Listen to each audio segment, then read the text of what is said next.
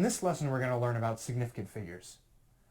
When students first learn about significant figures in chemistry or physics class, you always think it's like the most useless thing in the world and just a big waste of time. Most people hate significant figures when they first learn them.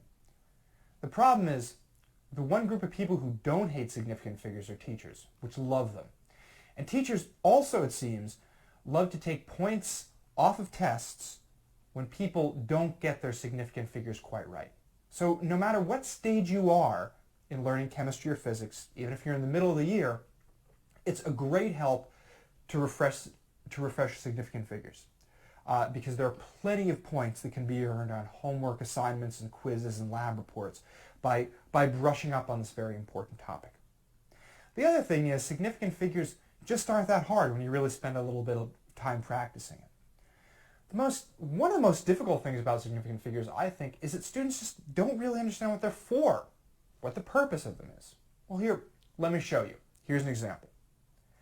Let's imagine that we want to do a pretty simple calculation. We want to take 62 divided by 41. We plug this into our calculator and we get a really ugly answer.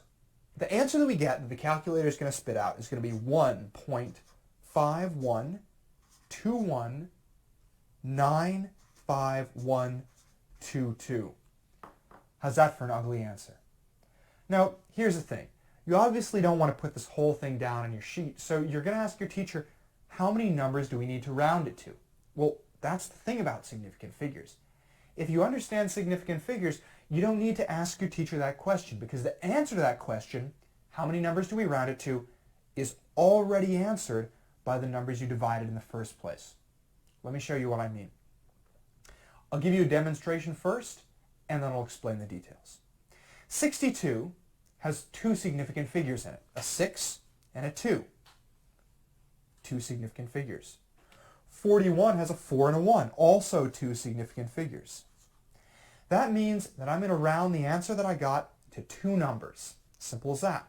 So the 1 is going to stay and the 5 is going to stay. But remember, I'm going to be rounding.